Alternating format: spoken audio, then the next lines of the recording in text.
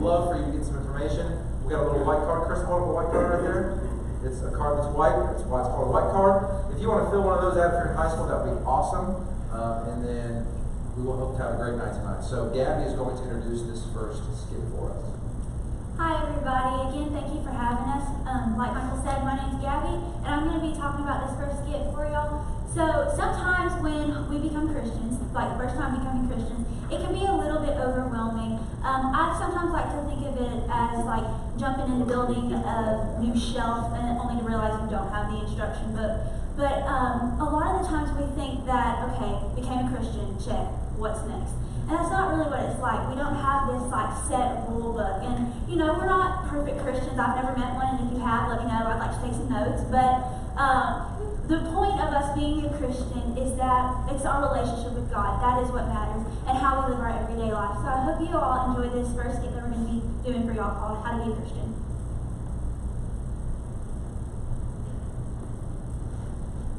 How to Be a Christian, featuring John Bouvier. Accepting Christ. For John, it was the best day of his life. Better than graduating high school? Better than his wedding day. And yes, even better than when he was awarded the honor of Eagle Scout. Everyone has been congratulating him and showing him so much love. Go on, everyone, show him some love and give him a hand.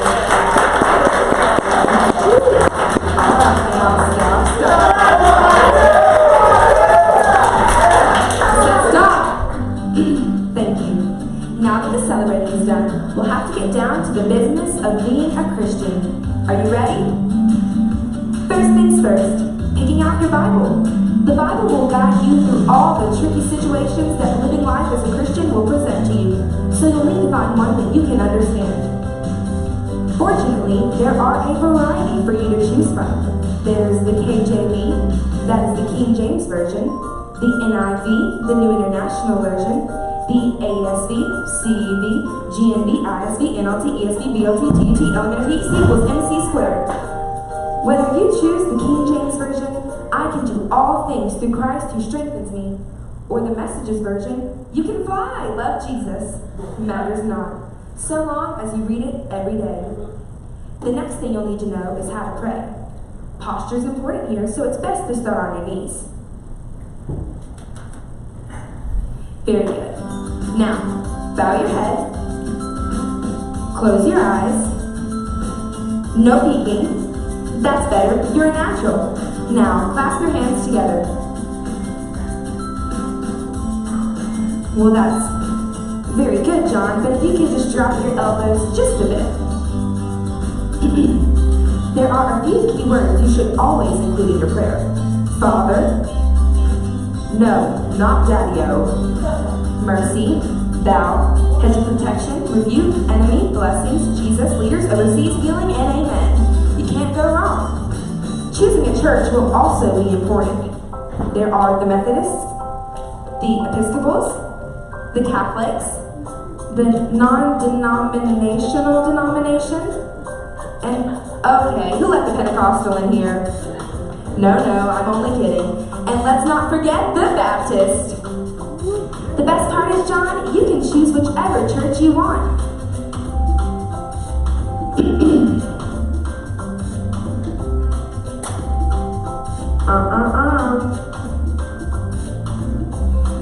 Wonderful. Now that you've chosen a church, remember that you'll need to pay your tithes.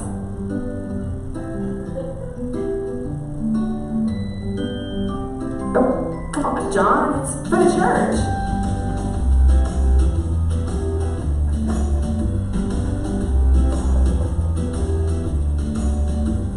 Well, let's not be greedy.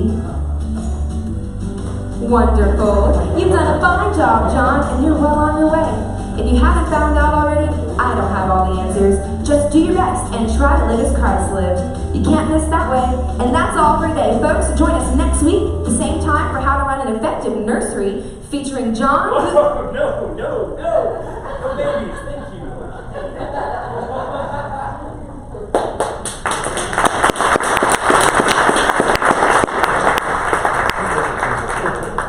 Hey guys, so I am Matthew, and I'm going to talk about this next skit.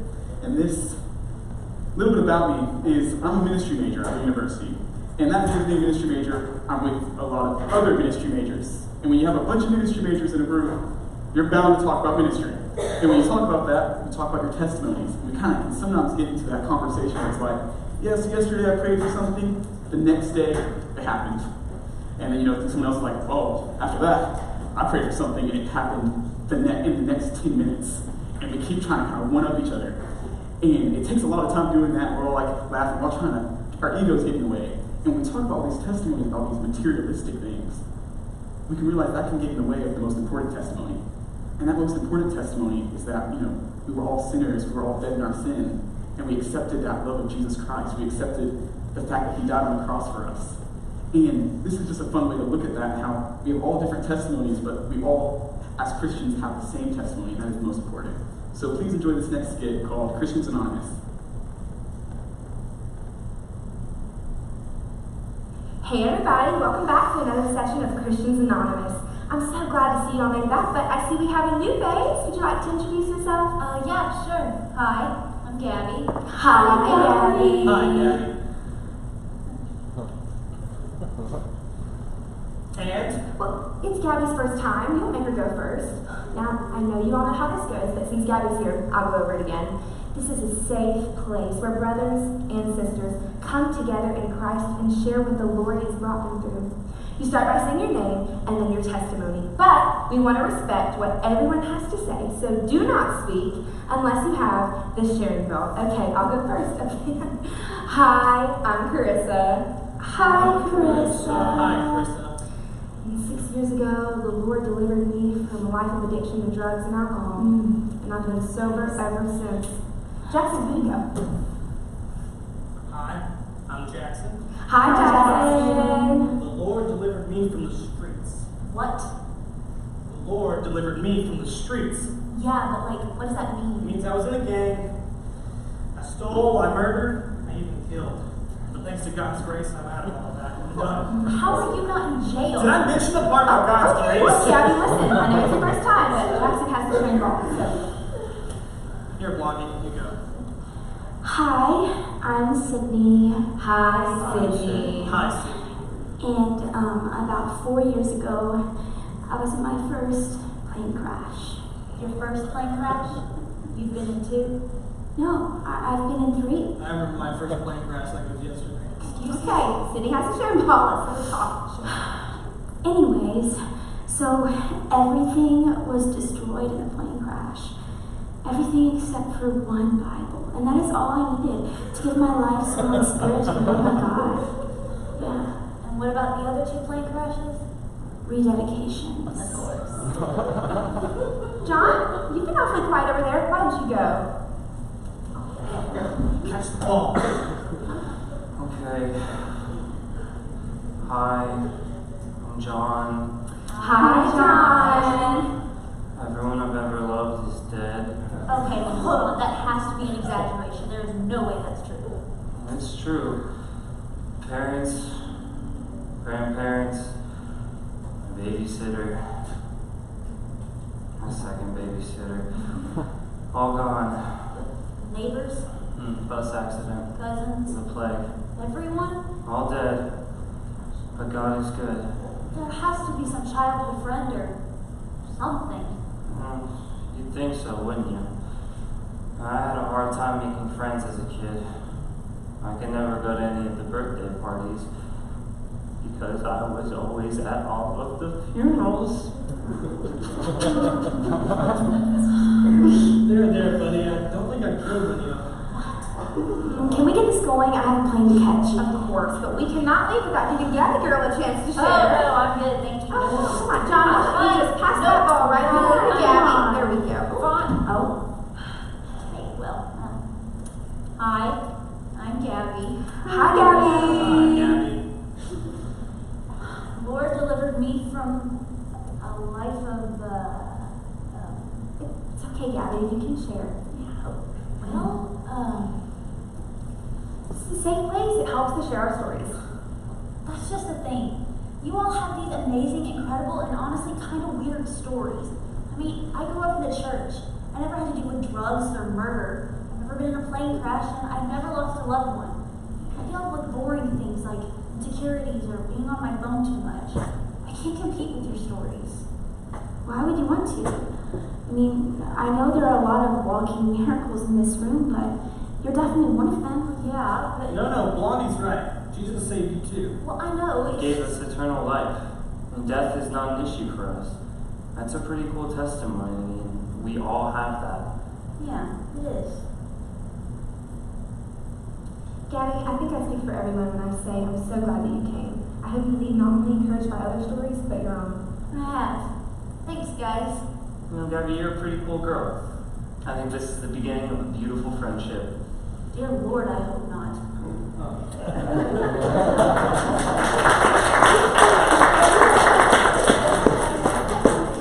Hey guys, my name's Jackson. I'm a sophomore at Lady, and I'm going to be introducing this next skit. So when I was younger, I used to love to play with Legos. And I would always open the boxes and get the little bags out and divide them up, put them on the right plates and everything, make sure I kept track of all the pieces. Well, I'd get going and build up, working for hours. And then I'd realize something wasn't right. I'd turn a wing on a plane and it would just fall right off. And I realized there's a piece missing. I'd look and look for those pieces and I just couldn't find the right piece. And in this next skit, we're going to talk about if things were different. And in those situations, things were different because I didn't have that one piece. So we're going to talk about different stories where just imagine if one little detail was altered, or sometimes a really big detail was altered. And we're going to talk about how everything just comes together perfect for God's plan, and how everything would just be changed if it was one piece missing. So if things were different. Noah and his wife wait for rain. Wow, honey, this really does look great. I'm just I am so nervous. Oh, Like, go for wood? Really? I would have chosen mahogany. Are you sure this is It's good? fine, it's fine. I think it looks great. The only thing that I'm questioning right now is why you decided to put the cattle right next to the Well, kitchen, but I other wasn't than thinking that, about that. I'm Just trying to serve the Lord, you know. Okay, I get it. Okay. Well, honey, Okay. do you hear that? It's right. Ah! 40 days of this, and it's gonna...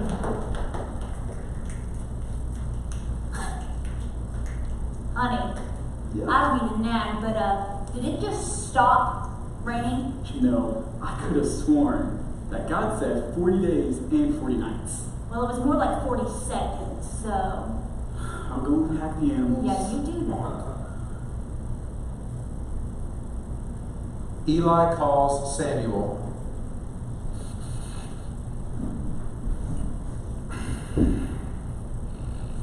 Samuel.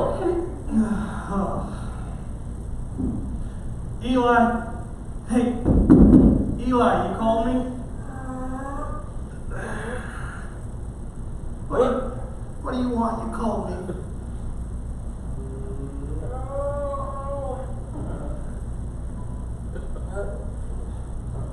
What do you want? You're the one that called me. You got the wrong guy. Just go to sleep. We're the only two here.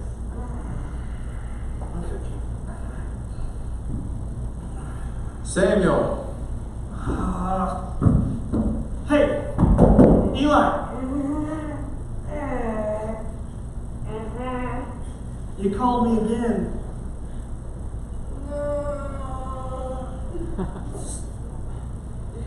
You got midnight munchies. Go get a snack from the fridge. What's a fridge?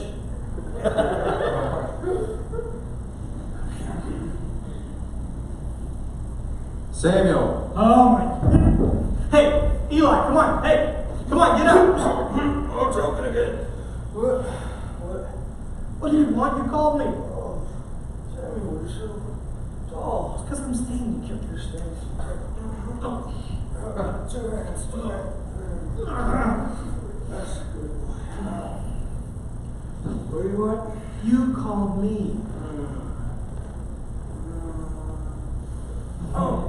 Yeah, your mother called. She said she loves you. I love you too, Mom. Jesus feeds the 5,000. Blessed are the poor in spirit, for they shall inherit the kingdom of heaven. Hey, Jesus, I don't mean to disturb your flow or anything. You're doing great, but it's 12:30. We usually end this at 12, and I think they're getting a little hungry. So, All right, thank you Yeah. very much. Blessings. Okay, wow, this is embarrassing. It really is. I promise I never do this, but it looks like I have gone over my time. Yeah, it's 12:30. Okay, well, it looks like it's lunchtime. Anybody hungry? Cool, great, everyone. Awesome. Does anyone in the crowd have any food that I don't know we can send up and make some miracles happen? You know, see where the Lord leads? No? Okay. Come smelling. I'm getting away with something. 5 loaves of bread, 2 fish. Anybody? If any man has 2 shirts, he should take one and give it to the man who has none, and the same with food. Okay, Jesus. Well, you see, my mom told me to eat right at 12, and you were going over, so I ate the food. You ate the food, the 5 loaves of bread and 2 fish. I'm a growing boy. Yeah. Okay. All right. Well, what is astonishing to me is out of 5,000 of you, only one boy brought food. That's a good point. Let's talk about that. Yeah, We'll yeah. talk about that over lunch at Plan B. I heard Caesar's son just opened up a pizza place down the road. Yeah? You guys want to go get some 5 shekel hot readies? Yeah. Pizza. Right. David faces Goliath. Okay, today's the day. All I gotta do is let go and let God. If He can bring me to it, He can bring me through it. I gotta do it. Okay. Nope.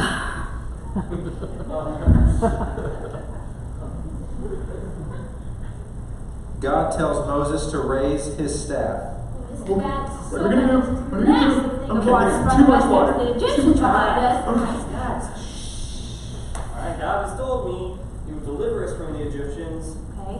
All I gotta do is raise my staff. Why haven't we done Yeah, this let's do yet? that, No, please. we're like kind of getting on us. Like right now. Yes, Yeah, please. now. Yeah, I come will on. raise my staff. Okay, good. There is a scratch on this staff meaning. Here we That should go. be possible. Staff meaning. You're my staff. You work for me. I'm gonna raise you up. There's some Off the miscommunication. ground. I don't think that's You're right. yours, boy. Okay. Where's Aaron? No. Aaron! No, we don't want it. No. Hey guys, what are you doing? Oh, hey, buddy. Alright, come on in here. You guys gonna give me the strength. What do we do? Woo! Come on, guys. I'm just like, it's like Samson. Here we go. 1, 2, 3. Okay! This isn't working. It's not good. I don't know. I don't know.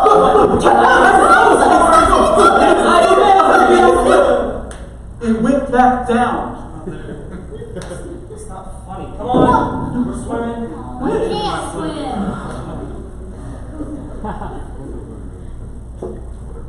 The women at the well.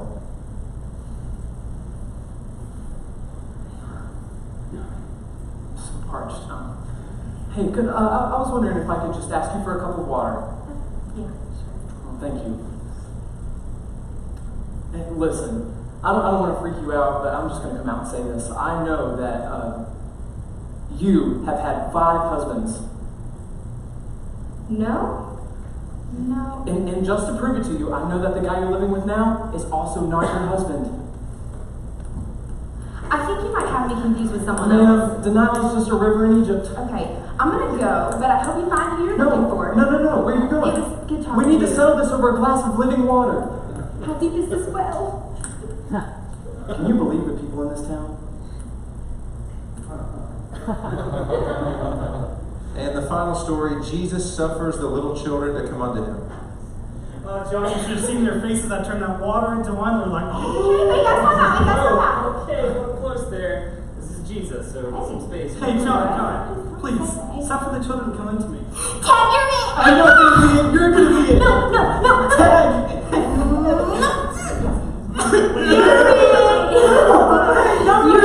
You wanna see how big and strong I am?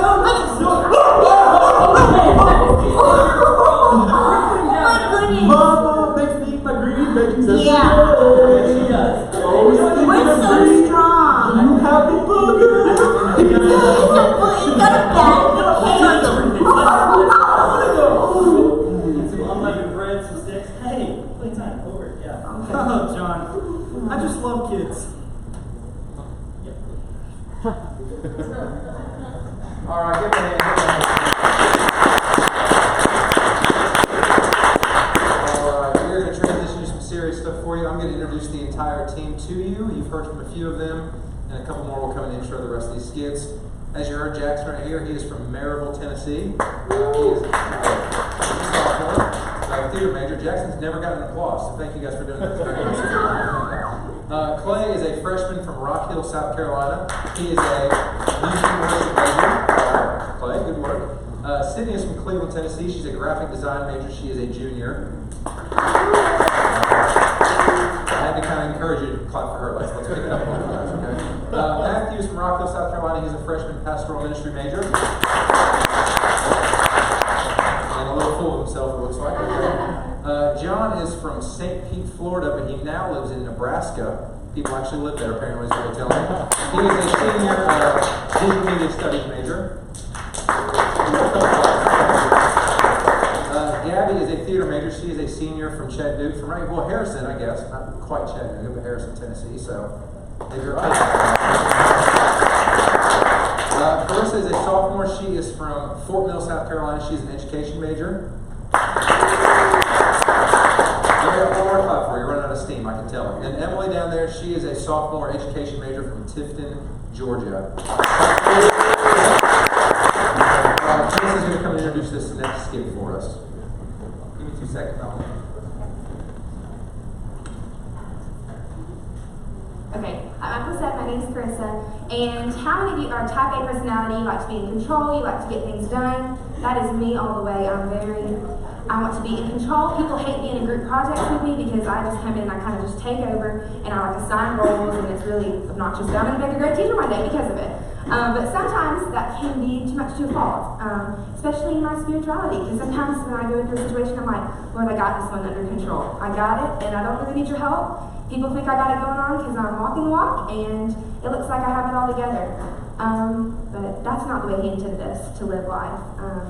A lot of times we go through these situations and we act like we have things under control because we don't want people to know what we're going through. And in this human video, you'll see some things similar. You'll see somebody in an abusive relationship, and then you'll see somebody that's struggling with a pill addiction, and then you'll see somebody struggling with homosexuality.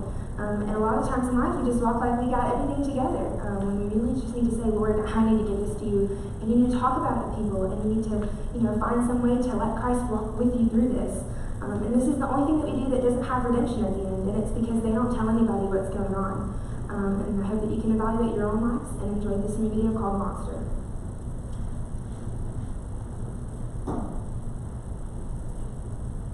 I'm friends with the monster that's under my bed.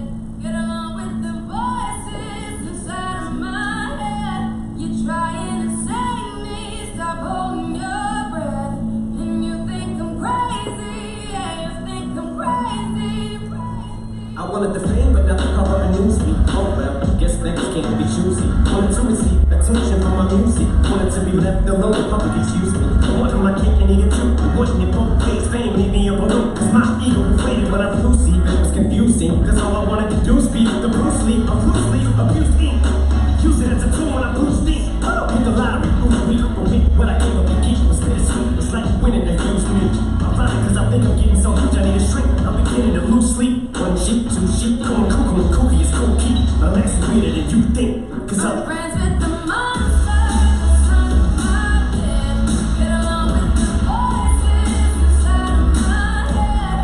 You're trying to save me, stop holding your breath. And you think I'm crazy, yeah, you think I'm crazy. Well, that's not fair.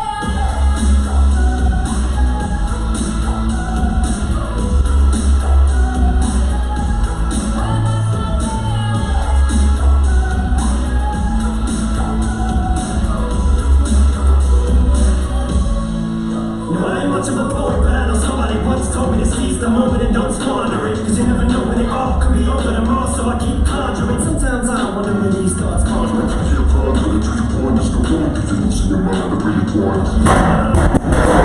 working all down yonder, it's going on to Jeff Van Contract. Cause I need an intervention, it's taking a thing between me and this monster. Save me from myself and all this conflict. Cause the very thing that I love killing me and I can't conquer it.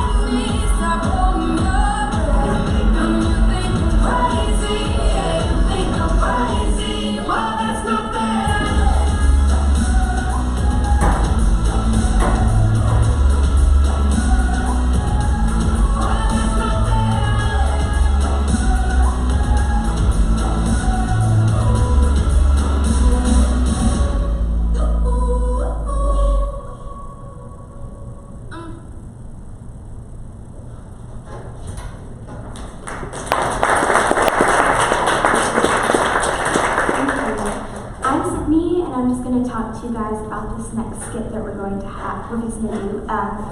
So I think that this skit was actually written by a girl, and sometimes I think a lot of people think that it is more geared towards girls because there's 4 of us that do it that are girls. But I think this can actually be something that everyone realizes that they have some sort of commonality with what we're talking about, and that's just insecurities. This just talks about how sometimes in life we reach this point where we feel like we're just not good enough, no matter what we do or how we perform. Maybe you find your identity in your friends or in sports or maybe in music or something like that. And no matter how good you feel like you do, it will never be good enough, and that you will never be good enough. But I think that there comes a point in our life where we need to realize that our identity isn't in us. And it doesn't matter how ordinary that we feel or how not good enough we feel, it's when we choose to be paired with the Lord. He brings that extraordinary presence, and He's more than enough. And so that's just what this skit talks about, and it's called Ordinary.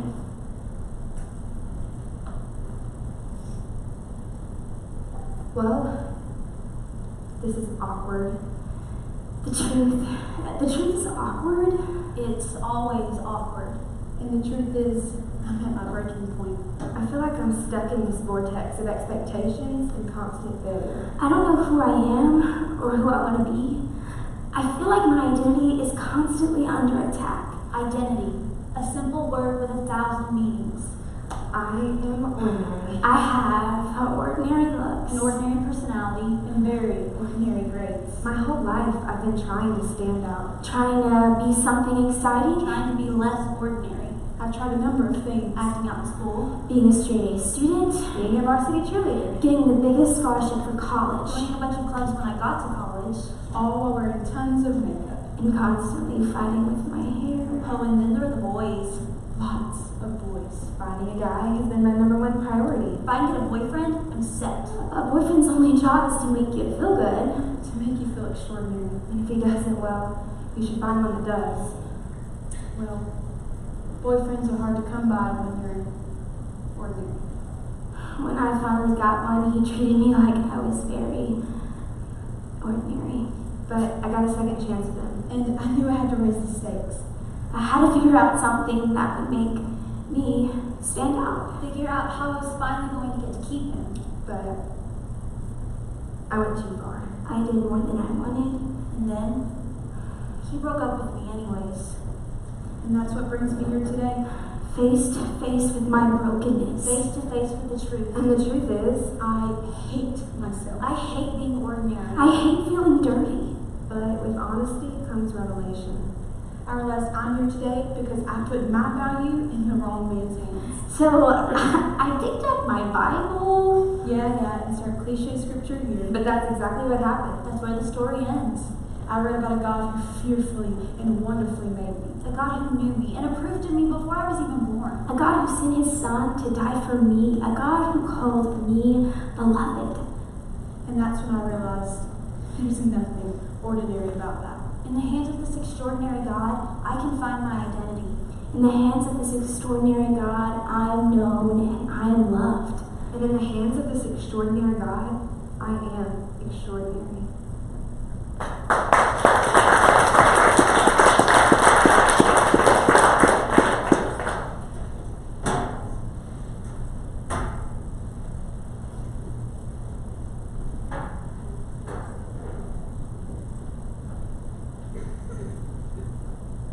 Hi, honey, I'm home. Hi, dear. How's your day? It was great. How was yours? It was good. How was work? Work was fantastic. So we're sitting in the cubicles today. Yeah. Hey, Sydney. How's your day? It was so It good. was good. How's practice? It was good. I mean, I missed a few shots, but it was good. Hey, you got fun? Yes.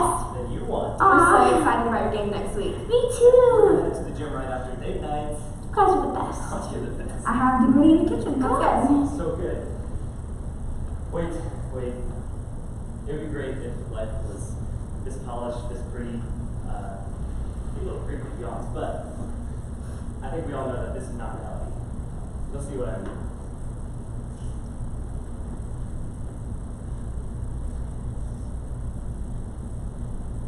Hi, honey. Did you close the garage door? Yeah, I got it.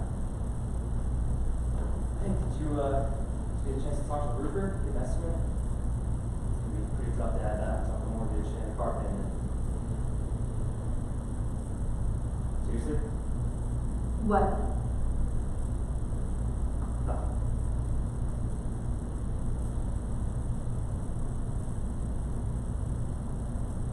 Well, What? she can at least ask me how work was or something.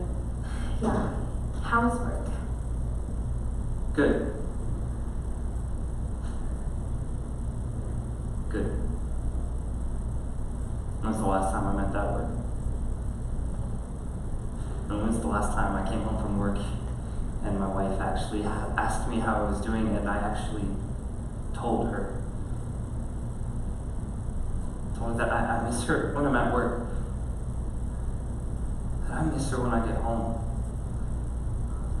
Told her that it hurts me when she chooses her phone or her friend over me, over our family. Sometimes I feel like I'm mourning my wife. I feel like I'm mourning the way things used to be, the way that they should be.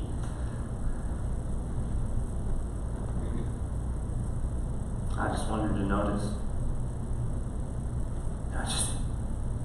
I want her to realize that her family is falling apart. Good. That's good. I've been meaning to tell you, the girls and I are going to take our last week of vacation and go to Florida next week.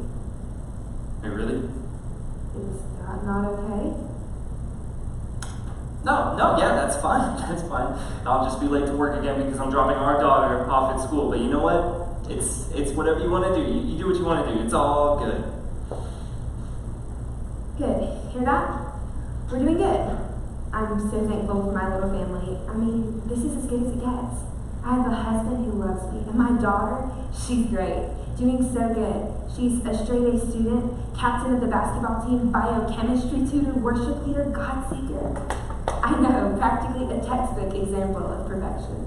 I don't know what I'm gonna do when she graduates, but I guess I get a glimpse of that every Saturday night when she's at a friend's house and I'm left at home with him. You know how that is. Husbands are husbands. Nag, nag, nag. Fight, fight, fight. You start picking up the extra shifts at work so you don't have to be at home with them. You start hanging out with your friends a little more and going on dates a little less because you start wanting to be with them over your family. It's funny how that happens, but that's life. That's marriage. That's how families go. It's how they're supposed to be. You know what? No, okay, it's not all good. I am sick of how you think you can do whatever you want while I'm stuck here picking up all the slack in this Are you bit. kidding? I sacrificed so much. Oh, okay. Dad, I just wanted to remind you guys that this Tuesday's game decides if we go to regionals or not, so you guys should come. I'm sorry, honey. Your mother's not going to be able to make it because she's going to be living it up in Florida. Don't bring her into this. Wait, what? You're not gonna be there? I'm sorry. I've had this trip planned for weeks. You know I'd be there if I could. Yeah, right. Anyway, how are you?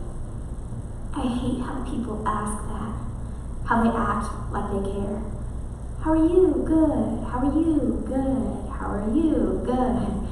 If you go in circles like that for a few seconds and then you won't even realize that you've already answered their question like 5 times because they're not really listening.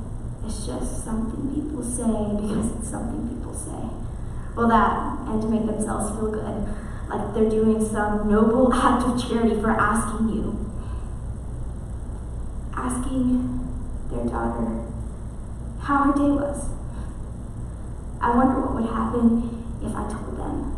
If I actually told my parents the truth.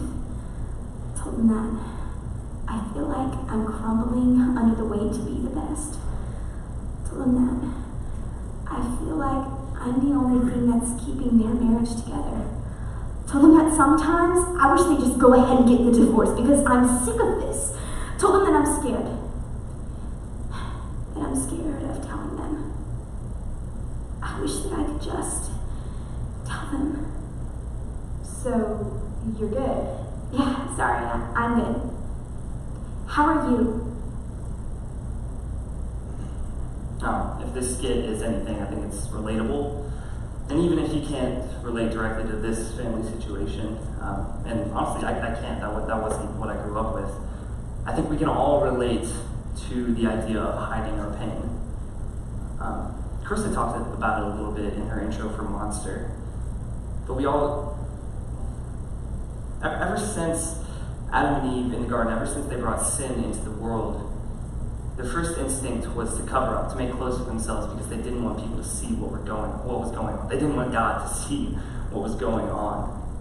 They didn't want to be real with what they were going through, with what they had done. It's this human instinct that I think we all still have. We come into church and we play the fun icebreakers, we give hugs, we give handshakes, and people ask us how we're doing, and we say, good. But what does good really mean anymore? I mean, does good mean I'm good because I was able to get a few hours of sleep last night. Mom and Dad stopped fighting around 2 a.m., so yeah, I'm good. Does good mean my husband is away on a work retreat, so I don't have to see him for a couple days, so I am good? Does it mean I got to come home early and my wife actually talked to me for a couple minutes, so I'm good? Does it mean I haven't struggled with depression or suicidal thoughts in a while, so I'm good? I'm pretty sure when God looked down on his creation and called it good, that's not what he had in mind. And the truth is that we've all been given a body of believers around us. You wouldn't be here if you didn't have them. They're in this room. And most of you probably have more outside of this room. You have people who are rooting for you. People who are rooting you towards Jesus. If it's not the person sitting next to you, it's Pastor in the back. People care about you, and they care about what you're going through. Life is a marathon that is not to be run alone. Please share your struggles. If we want you to take anything from this skit, it's that we don't want you to hide your pain, because it only makes life that much more painful.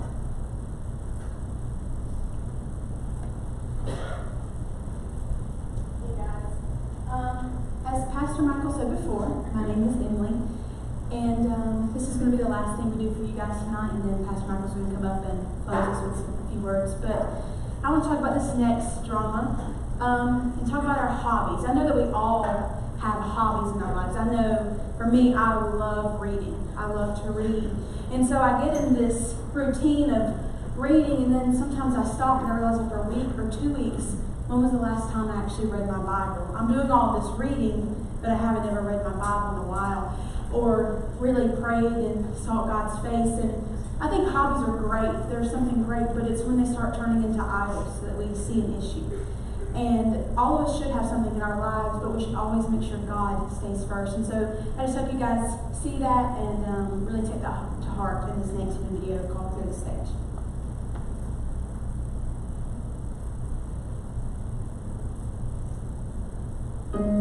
Clear the stage and set the sound and the lights ablaze. If that's the measure you must take to crush the idols.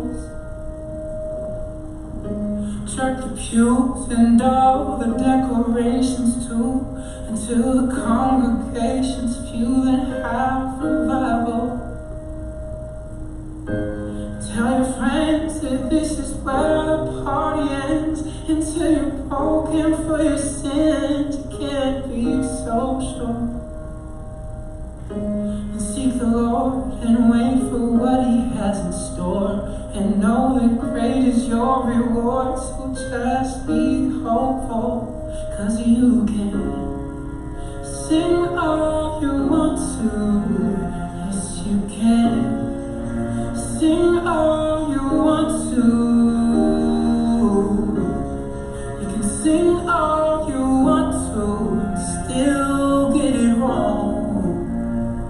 Oh, worship is more than a song.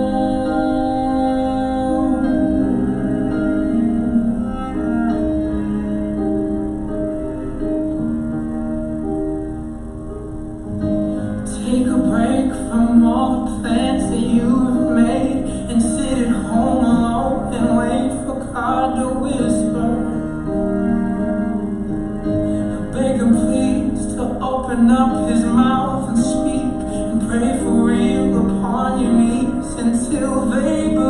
answer. Shine a light on every corner of your life until the pride and lost their lives are in the open. And read the word and put to test the things you've heard until your heart and soul are stirred and rocked and broken. 'Cause you can sing all you want to, yes you can. Sing all you want to. You can sing all you want to and still get it wrong. Oh, worship is more than a song. We must not worship something that's not even worth it. Clear the stage, make some space for the one who deserves it.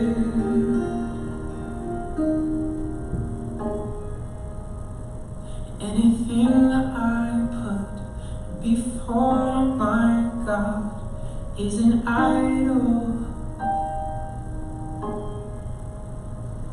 Anything I want with all my heart is an idol. And anything I can't stop thinking of is an idol. And anything that I give all my love is an idol. 'Cause I can sing all I want to, yes I can. Sing all I want to. And we can sing all we want to. And we can sing all we want to. We can sing all we want to and still get it wrong. Worship is more than a song.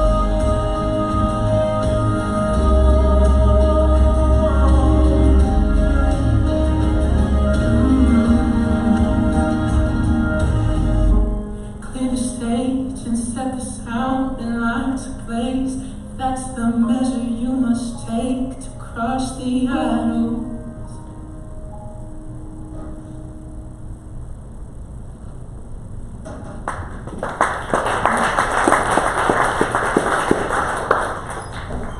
I know that we are pretty much out of time, so I just want to share a quick thought. If you guys can give me 6 or 7 minutes, and I'll close this thing out. There's a story in the Bible where Jesus is talking to his disciples, and he says to them, he asks them the question, who do people say that I am? And they say, some say you're Elijah, some say you're one of the prophets. They give him all these answers. He says, okay, but who do you say that I am? And so Peter says, you're the Christ, Son of the living God. It's one of the greatest exclamations in the New Testament. So he says, who do you say you're the Christ? This is who I am. So I know it's almost Valentine's Day. Anybody got a Valentine next week? Oh, it's just another day. It's not a big deal, really. But, you know, with Valentine's Day, it's like, okay, am I in a relationship? Am I dating this person? Am I talking to them? Are we hanging out? What are we? Like, what are we doing? Is it my boyfriend? Is it my girlfriend? Are we just friends? What are we? And you get to that point, a lot of times in this age range, where you have to define the relationship. What are we? Like, when you're hanging out with this person, what are we? In this story, this was kind of the first example of that. Jesus wanted to know, who do you say that I'm like? What are we? What's our relationship? When I was at Lee back in 2003, 2004-ish, I was hanging out with this girl named Gabby. Not this Gabby, that's weird. It was, yeah, it's not her. Maybe she thinks it's weird that I even said that. Sorry, Gabby. Okay, anyway, this other girl named Gabby, me and her were hanging out, and I really liked this girl. And finally I decided, okay, I need to tell her. So I was like, hey, Gabby, like, I like you. And she's like, oh, I like you too. And I'm like, no, like, I like you. And she's like, oh. And I was like, well, all right, we're not friends anymore, basically. Like, I didn't want to hang out with her because I didn't want to be her friend. Well, then about a year and a half later, I started hanging out with this girl named Katie. We worked together. We started hanging out a lot more. And I was like, okay, I got to tell her. And she kind of sort of knew, but we were just friends. And so finally I was like, Katie, I like you. And she was like, oh, I kind of didn't really say no, but didn't say yes. It was kind of like, man, like I know I'm not that good looking. I get it. So I've got to do something to up my game a little bit. So we were in a wedding together. I picked her up. We went to the wedding reception, or the rehearsal, I'm sorry. We found out there was going to be no dancing at the wedding the night after, excuse me. So I take her home. We're in the driveway, and I'm like, Katie, there's no dancing tomorrow night. It kind of stinks. We should just dance right here in your driveway. She's like, what? She's not a Valley girl. She didn't say it like that. But she was like, what are you talking about, And I'm like, come on. So I put on a little Brian McKnight. I know you don't know who that is. In the late 90s, early 2000s, he was the man. Okay, so guys, if you want to get a girl to like you, put on a little Brian McKnight, and you can thank me later because she will start liking you. Okay, so I put this on. We start dancing in her driveway. And I would love to tell you that we had our first kiss that night. It was romantic. That's not what happened. But I will say, it did start a relationship. I defined that relationship with her. And I will say that now, almost 10 years later, we've been married. We have 2 kids. Thank you very much. I appreciate that. And so I'm saying that to say, I had to define the relationship with her. And in this story, Jesus is asking his disciples to define their relationship with him. And it's the same thing today in 2019. We have to define our relationship with Christ. Because the Bible says that we are the bride of Christ. So my question to you tonight is, who do you say Jesus is? Are you married to him? Like, are you the bride of Christ? Or are you simply just dating Jesus? Because when you date someone, yeah, we're dating, we're hanging out, whatever word you want to use, there's no real commitment there. I don't really owe you anything. If I want to go hang out with my friends, I'll hang out with my friends. When I got married to Katie, I couldn't go hang out with my friends till midnight. I'm married, I have the responsibility to her. So my question to you tonight is, are you married to Christ, or are you simply dating him when it's convenient? Calling on him only when you need something. Now, free food? Oh, I'll be there, yeah. I'll be there. But what about when the times are hard? What is your relationship with Christ tonight? Because God has called us to be the family of God. And when you're family, there are 2 things that come along with that: privilege and responsibility. When I was a kid, Mom and Dad made dinner. Michael, was your food good? Yes, ma'am, thank you. All right, clean up your plate. I get the privilege, I get to eat, but I have the responsibility to clean up after myself. Kingdom players, we are a family. When you see them, if you see them post pictures on social media, most of the time they will use the word family because that's what we are. They get the privilege of getting to travel all over the country, but they have the responsibility of learning their lines, showing up on time, coming to class, keeping their grades up. When you are family, you have privilege and responsibility. When you are in the family of God, which we all are, I'm going to assume that tonight. When you're in the family of God, you have the privilege of getting to heaven, right? Accepting Christ, living that great life, but you also have the responsibility to live for him every single day, not just when it's convenient, not just when things are going right. So my question to you tonight is, who do you say Jesus is? If you would stand with me. I want to say a prayer. Go ahead and stand up. Stand with me. My challenge to you tonight is that we did a lot of things on the stage tonight. And don't worry, these are just Altoids. They're not really pills. Don't get nervous. I'm not bringing drugs in the church. Don't get nervous. But who do you say that Jesus is tonight? What is your relationship with him tonight? Because until you make that decision for yourself, you're not really defining the relationship with Christ. So that would be my challenge to you tonight. I want to say a prayer, Pastor Andrew. You come up and close us out. Lord, we love you. We thank you for tonight. I thank you for the opportunity we have to be here at Brainerd Hills. For this relationship that Pastor Andrew and I have had for the past few years. Thank you for that. And for the opportunity we have to be here. Lord, if there's anyone in this room that just needs to define that relationship with you, like they know what they should be doing, maybe they're not quite doing it, maybe they know the things they shouldn't be doing and they're doing those things. Lord, I pray that you would just speak to them, that you would do a work tonight, and you would just show them the things that they need to change or work on or get better at with your help. And Lord, if there was something maybe that the team did tonight, Lord, that spoke to them, and they feel like they need to talk to someone, Lord, I pray that you would give them the boldness to talk to myself or one of the team members or Pastor Andrew or one of the adult leaders in this room, to come alongside them and pray with them and walk with them and disciple them through this thing we call life. And so, Lord, I thank you. I ask that you would go with us tonight. In your name we pray. Amen.